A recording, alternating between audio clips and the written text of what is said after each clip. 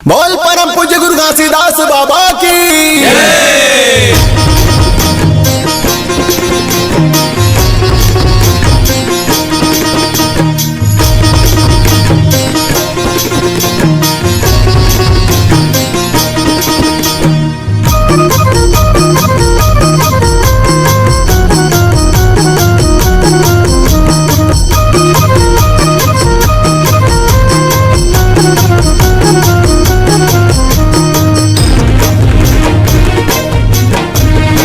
सादा के झंडा हमारे अंगनामा, सादा के झंडा हमारे अंगनामा, लहर लहर लहराओ।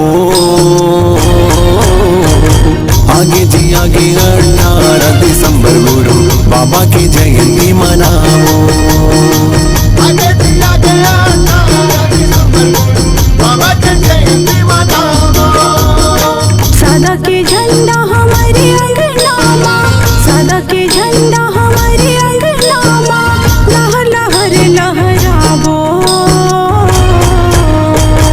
आगे जी आगे 18 दिसंबर गुरु बाबा की जयंती मनावो। आगे जी आगे 18 दिसंबर गुरु बाबा की जयंती मनाओ।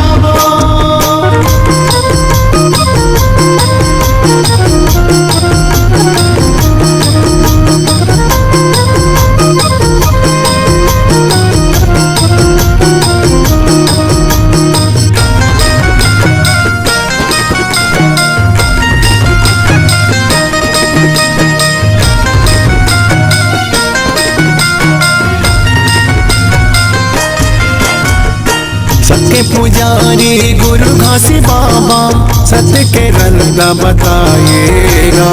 सत्य के रत्ता बताए गुरु जी, सत्य के रत्ता बताएगा। और धोरा तर बैठ के बाबा धुनी लते हरमाएगा। धुनी लते हरमाए गुरु जी, धुनी लते हरमाएगा। तोरे पाँव के धूल लाला बाबा, तोरे पाँव के धूल लाला गुरु मत महमर लगावो। आगे जी आगे 18 दिसंबर गुरु बाबा की जयंती मनाओ। आगे जी आगे 18 दिसंबर गुरु बाबा की जयंती मनाओ।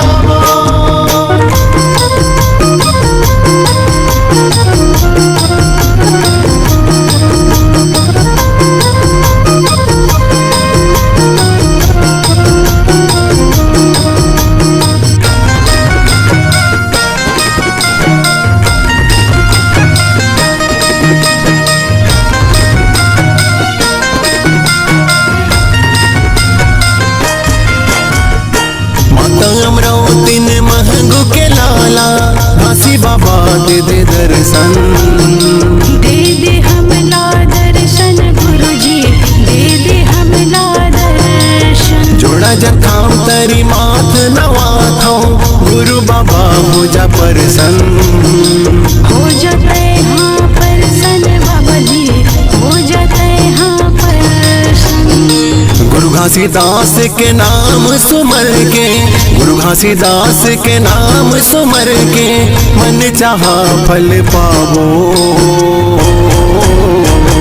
आगे जी आगे 18 दिसंबर गुरु बाबा की जयंती मनावो। आगे जी आगे 18 दिसंबर गुरु बाबा की जयंती मनाओ।